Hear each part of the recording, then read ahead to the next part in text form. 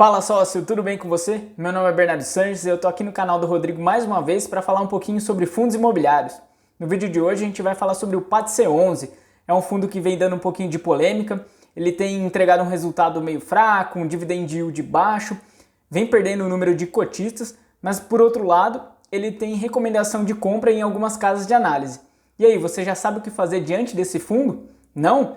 Então vamos descobrir um pouquinho mais sobre ele, fazer uma reflexão juntos e aí tomar algum tipo de decisão. Sempre lembrando que esse vídeo não é qualquer recomendação de compra ou de venda do ativo. Eu não sou analista, não posso fazer qualquer tipo de recomendação. É só um estudo que eu faço para tomar as minhas decisões e passo para vocês para a gente pensar um pouquinho juntos. Então vamos para o vídeo. Bom pessoal, dando continuidade ao nosso vídeo, vamos falar um pouquinho então do PATC11, administrador Pátria Investimentos, gestor Banco Modal. Segmento lajes corporativas, ou seja, é um fundo que investe pelo menos 2/3 do patrimônio líquido dele em edifícios comerciais, os famosos offices e escritórios. O mandato dele é renda, ou seja, ele tem como principal fonte de recursos o resultado de locação de imóveis. E a gestão dele é ativa, é uma gestão que pode fazer alteração no portfólio.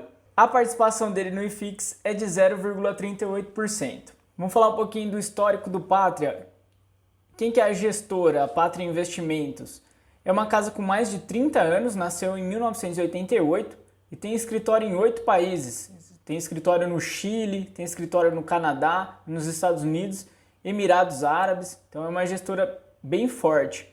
Ela iniciou como Pátria Planejamento Financeiro, lá em 88, e em 2003 alterou o nome para Pátria Investimentos.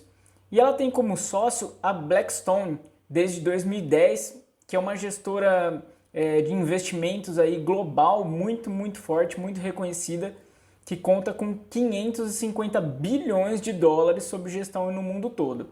A Pátria aqui no Brasil tem 60 bilhões sob gestão em diversos tipos de segmento. Ela tem atuação relevante em investimentos alternativos. O que são esses investimentos alternativos? É o Private Equity, que é aquele investimento em empresas de capital fechado, visando melhorar a governança, a forma de gerenciamento, visando também alocar capital para fazer uma expansão dessas empresas, de repente para depois listar em bolsa ou então vender a própria empresa. Eles fazem também investimento em infraestrutura, eles têm investimentos em energia, têm investimentos em rodovias, têm investimento em tratamento de água, investimento também em real estate, que é o mercado imobiliário, via fundos imobiliários ou de outras maneiras, e também eles fazem gestão de crédito, fornecendo recursos aí para empresas que têm um interesse em captar esse dinheiro e fazer investimento. E aí lá no site do Pátria eu peguei alguns cases de investimento deles que eu não sabia e achei muito interessante. Eles fizeram investimentos na Smart Fit, na Anhanguera Ensino, na Tenda Construtora e na Unidas. Em alguns desses investimentos, eles tiveram um retorno, por exemplo, de 9 vezes o lucro líquido, que a empresa tinha antes. No caso, por exemplo, se não me engano, da Anhanguera, eles têm 100% de TIR, que é a taxa interna de retorno do investimento realizado ali. E eles têm também outro fundo listado na bolsa, que é o PATL11. É um fundo de logística, é um fundo muito recente, foi listado agora em agosto de 2020. Agora a gente fala um pouquinho do PATC11 do fundo, Ele fez a IPO em bolsa em 2 de abril de 2019 a R$100. Ele teve como pico de cotação lá em 3 de janeiro de 2020, R$157,90, então teve uma valorização bem interessante. E como cotação mais baixa, R$74,98 lá em 18 de março, que foi mais ou menos o fundo de todos os fundos imobiliários, o piso ali de cotação. E o preço atual dele, R$88. Ele fez um total já de 2 emissões. A primeira emissão, ele ofereceu 3.700.000 cotas, e nessa emissão não teve tanto sucesso assim, foram integralizadas só 1.502.052 cotas, que fez um total de R$150.205.200. É interessante a gente ver que nessa primeira emissão, o limite mínimo de captação era de 150 milhões, então passou bem perto, quase que o fundo não consegue ser listado. Depois ele fez uma segunda emissão, já em dezembro de 2019, Ele colocou ao mercado 1.975.382 cotas a R$ 104,50, o que já me parece interessante aqui. Um primeiro ponto a destacar, que foi uma emissão acima do valor patrimonial, embora abaixo do valor de mercado, que é o necessário, né? Teve muito sucesso, todas as cotas foram integralizadas ali pelo direito de preferência e em direitos de sobras, o que fez um total de R$ 206.427.419. E até esse momento o fundo ia de vento em popa, até que começaram a acontecer alguns problemas, né, que a gente vai citar mais à frente, mas já adiantando alguma coisinha: problema na alocação desses recursos da segunda emissão e, obviamente, a crise que veio com o coronavírus. Quem é o PATC11 hoje? Ele tem um patrimônio líquido de 346 milhões, um valor de mercado de 306 milhões, o que dá um PVP de 0,88, ou seja, é um fundo que vem aí com bom deságio, né? Um desconto no valor de mercado. Ele tem hoje 16.067 cotistas e a liquidez diária dele é de 1,2 milhão, uma liquidez boa, tanto para entrada quanto para saída. Algumas pessoas não ligam muito para a liquidez, eu acho interessante para você ter uma certeza maior de que se você mandar uma ordem ali vai ser atendida, né? O total de ativos dele: 5 edifícios de lajes corporativas, todos na cidade de São Paulo, que faz um total de 8.526 metros quadrados de área bruta locável. Taxa de administração do PATC11, 1,165% do valor de mercado. Lembrando que de agosto até novembro a gestora fez um desconto e a taxa de administração está sendo 0,865%. Dividend yield dele dos últimos 12 meses, 4,36%. É um dividend yield mais baixinho. E aí eu peguei alguns pares, né? A gente tem que tomar cuidado quando vai olhar dividend yield de comparar fundos mais ou menos semelhantes. Não que exista um fundo idêntico, um fundo muito igual ao outro, mas você consegue chegar em alguns próximos. Eu peguei ali o JSRE11, que é um fundo do Safra, e ele tem um dividend yield de 12 meses de 5,84%. E o HGPO, que é um fundo da Reden Grifo, que tem ali 4,80% nos últimos 12 meses. Eu coloquei um asterisco ali no HGPO, lembrando que o HGPO é um fundo de gestão passiva, tá? Não deve fazer alteração no portfólio. O dividend yield atual dele é de 0,33%. E aí eu peguei mais uma vez a comparação ali com o JSRE11, que foi de 0,52%, e o HGPO 0,42%. Ou seja, ele vem inclusive entre os pares, que são esses fundos que fazem alocação em imóveis de muita qualidade, mesmo assim tem um rendimento abaixo, né? Se não me engano, o fundo ele teve o maior dividendo dele em janeiro, que foi 0,40, então foi ali no período de alocação da segunda emissão. Em maio ele teve o mais baixo, que se não me engano foi em 0,20, um dividendo bem baixo. Pontos principais do relatório gerencial do PATC11, relatório mais atual de setembro de 2020. Aqui uma particularidade que eu acho interessante antes de iniciar nesses pontos é que a gestora é muito transparente. A gestora sabe que ela vem tendo muitos problemas, ela sabe que o varejo, né, o mercado em geral, não está contente com a posição dela, mas mesmo assim ela traz todos os dados, ela mostra toda a situação, como está a rentabilidade, como está o preço, como era o esperado. Então eu acho interessante isso, porque muita gestão aparece no momento de euforia, no momento que o fundo vai muito bem, só que quando o fundo vai mal ou tem algum problema, a gestão desaparece ou faz uns relatórios gerenciais muito simplórios e sem grandes dados. E aí ele expõe que, como fator determinante para a melhoria dos fundos de investimento imobiliário, é a progressão do cenário macroeconômico. Inclusive nos fundos de lajes, eles entendem que mais do que o problema de home office, né, que tem aquela dúvida se o home office pode afetar demais os fundos de laje, eles entendem que o problema econômico é o primordial. E eles também destacam a questão de reforço na qualidade, resiliência e cautela para alocação. Ou seja, eles têm alguns recursos ainda da segunda emissão. Eles destacam que tem nesse momento que se toma muito cuidado para não pagar um preço muito errado no mercado. A crise aí mexeu muito com a precificação dos ativos, tanto na bolsa quanto no mercado real. E a gestora sempre vem dizendo isso, que no mercado real as coisas não funcionam tão simples quanto se esperava.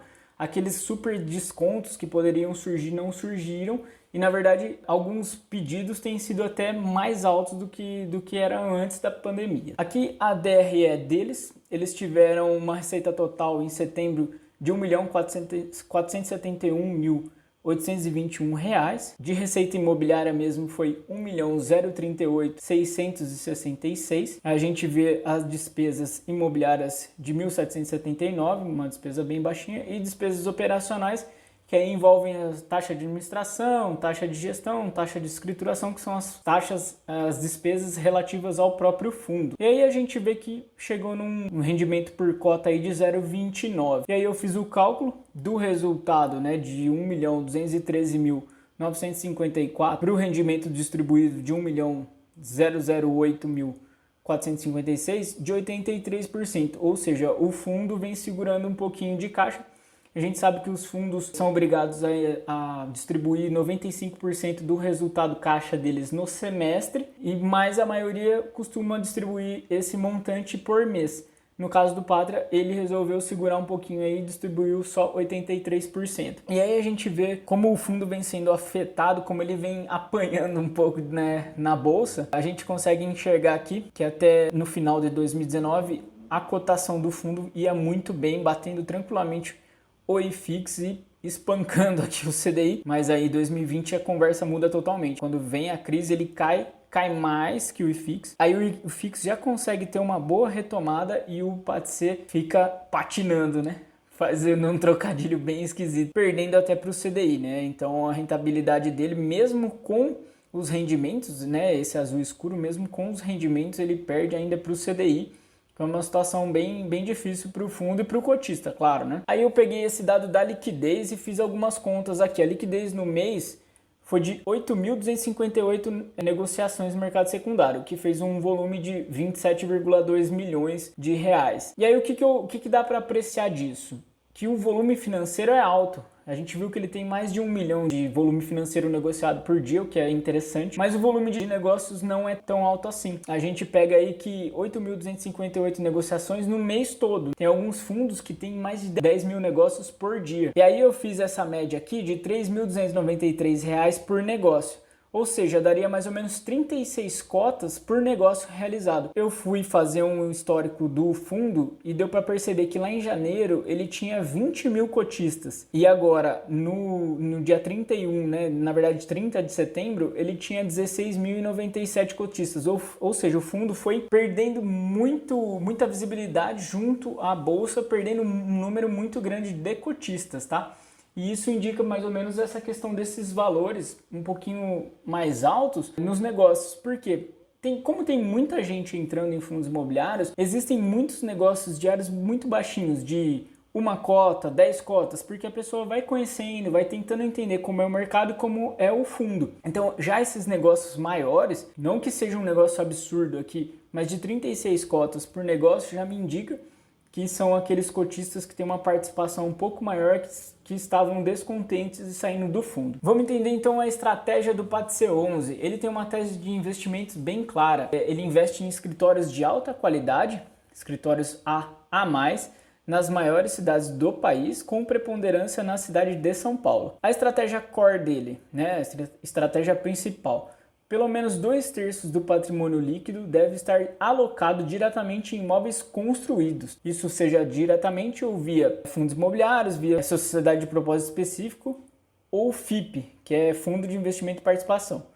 E ele tem uma estratégia alternativa de até 1/3 do patrimônio líquido dele investir em CRI, LIG, imóveis comerciais em construção ou outros tipos de FIIs de tijolo. E aí até 50% desse patrimônio líquido, dessa estratégia voltada como alternativa desse 1/3 de patrimônio, ele pode alocar em FIIs de outros segmentos, né? Um FII de papel, um FOF, enfim. E aqui a gente consegue ver, tirando lá dos documentos do fundo, qual que é o escopo de alocação. Isso é muito interessante. Ele indica aqui que em São Paulo tem 1.468 edifícios corporativos, são 733 nas regiões principais, ali Berrini, Faria Lima, Itaim, Vila Olímpia, Paulista. E nesses principais eixos, o padrão igual ou superior a A são 112 imóveis e ele ainda define um pipeline ainda mais enxuto de 81 imóveis, tá? Ele indica nesse mapinha que essa aqui é a região da Avenida Faria Lima. Então eu pego aqui Pinheiros, Itaim, Vila Olímpia, até aqui o Brooklyn Novo e aqui é a região da Paulista. Então é o coração, é aquele chamado CDB, né? O Center District Business ali em São Paulo. E aqui é interessante que o fundo mostra pra gente os critérios de avaliação, né, para definir esse pipeline prioritário. Então o primeiro ponto é a questão da região, dos acessos, do trânsito, né, como que é essa região. O segundo ponto é a qualidade do ativo, então eficiência na laje, ar-condicionado, certificação LEED, que é uma certificação da questão de energia, né, gasta pelo fundo, gerador de energia, vagas e a questão da ocupação.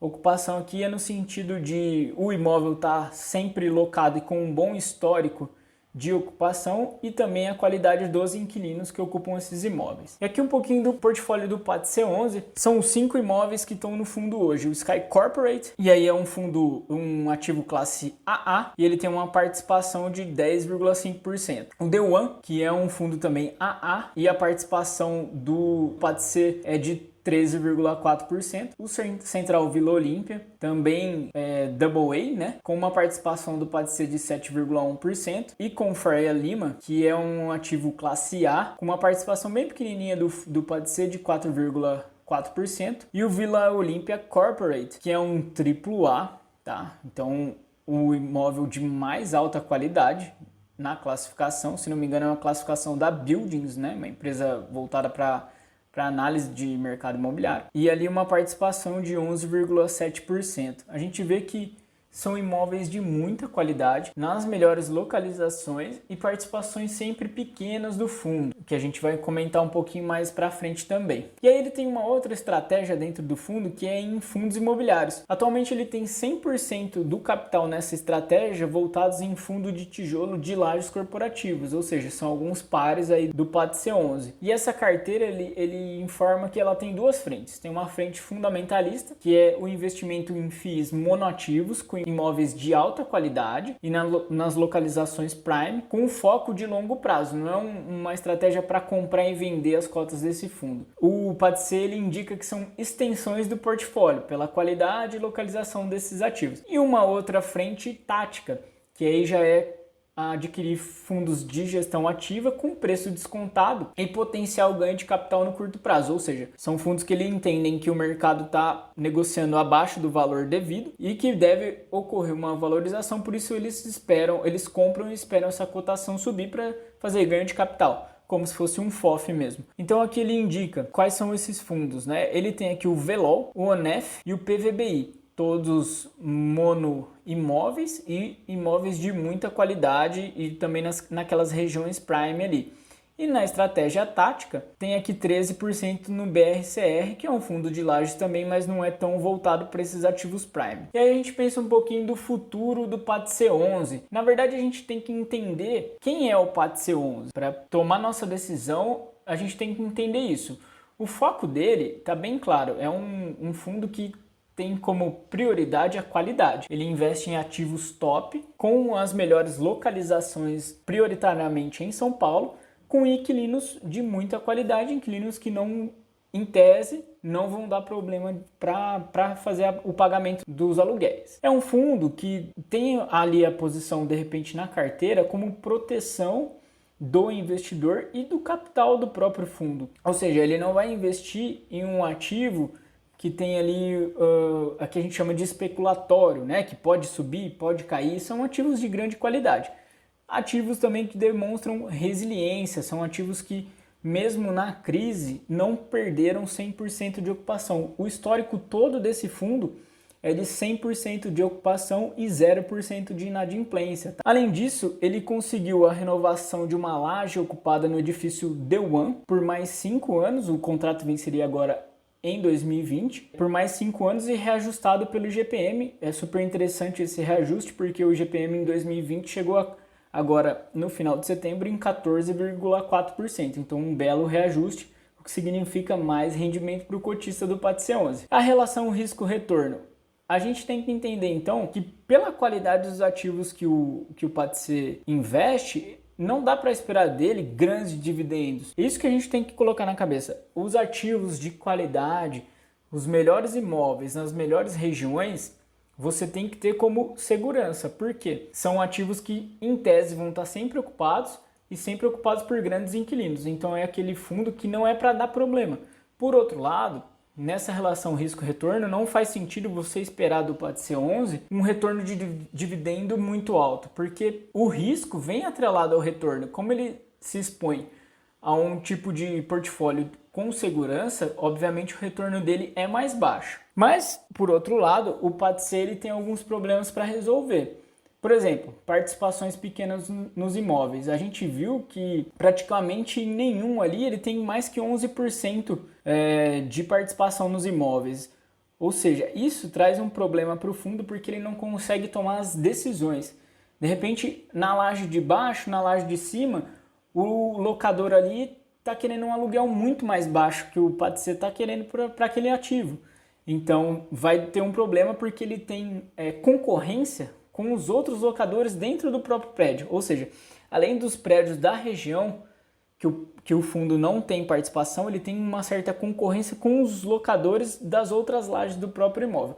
Além disso, ele não consegue colocar o know-how dele, a forma de negociar, então esse é um problema. De repente tem uma decisão mais importante para tomar dentro do imóvel, né? Fazer uma reforma, uma troca de administrador ali do imóvel, então é mais complicado. Além disso, ele tem um imóvel, uma laje ali no Central Vila Olímpia, né, aquele imóvel, que vai ficar vaga a partir de janeiro de 2021. A locatária é a Onron e ela já avisou que em dezembro de 2020 ela faz entrega daquela laje, então o fundo já tem que começar a correr atrás para ocupar. E acho que o problema mais grave, o que mais causou transtorno na cotação desse fundo na bolsa, e essa perda de cotistas é a alocação, que ele precisa fazer uma alocação um pouco mais rápida das emissões que ele faz. A gente pega aqui, ó, que lá em fevereiro de 2020 o fundo trouxe no relatório gerencial que ele tinha ali mais ou menos 200 milhões, que era o total de valor que ele teve na segunda emissão, em caixa. Que era óbvio, né? O dinheiro tinha acabado de entrar, ele ia começar a fazer as alocações.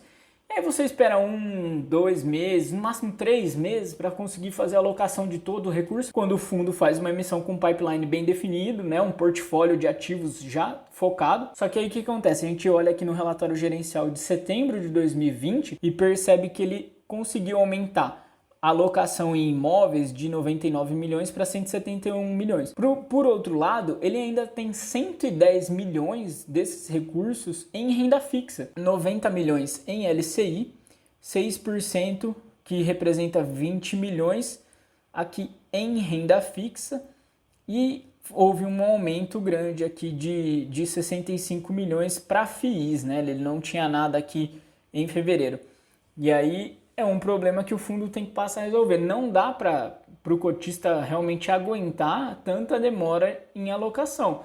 E aí o mercado tem batido muito na gestão, porque você tem a questão de ter outros investimentos mais interessantes, né? Aquele chamado custo de oportunidade. De repente o dinheiro que você colocou no PATC, esperando uma alocação rápida e dividendos acelerando, você poderia ter colocado em outro fundo que trouxe um resultado muito melhor. Indo para a parte final, antes disso, essa parte aqui ficou muito interessante, a gente vai pensar um pouquinho do setor, mas antes disso eu peço para você deixar o like, se inscrever no canal, fazer comentários, isso é muito importante para a gente, isso é muito gratificante e também mostra que a gente está no caminho certo. Então, por favor, faça isso para a gente agora. E vamos seguir no nosso vídeo. O futuro do setor de lajes. É uma pergunta que veio agora, né, com a crise. Será que o home office vai acabar com os escritórios? Eu, particularmente, acredito que não. Eu entendo que não, e aqui eu coloquei alguns pontos para a gente pensar. Dificuldade para algumas empresas. Tem algumas empresas que precisam necessariamente de um escritório. Elas têm que receber grandes clientes, têm que receber, de repente, clientes estrangeiros. Como é que vai fazer o atendimento dessa clientela sem ter um imóvel. E mais, de repente você fala, dá para atender em outros lugares, um imóvel mais simples. Será? Será que esse tipo de cliente não se impressiona? Será que esse tipo de cliente seria atendido num coworking, por exemplo? Então eu acho que é interessante a gente pensar nisso. Outro ponto, cultura organizacional. Eu acho muito difícil as empresas conseguirem passar a cultura interna para os funcionários, especialmente para os funcionários mais novos, por meio de home office, né? Como é que você vai passar o sentimento, aquilo que você consegue apreender ali dentro do escritório? É muito difícil. Além disso, tem a questão da produtividade, tem algumas pesquisas controversas, algumas dizem que houve aumento de produtividade na pandemia com o home office, outros dizem que não, que houve queda de produtividade. Fato é que eu entendo que no home office é muito interessante para o funcionário, porque você não tem a questão do trânsito, você tem ali o seu núcleo familiar perto.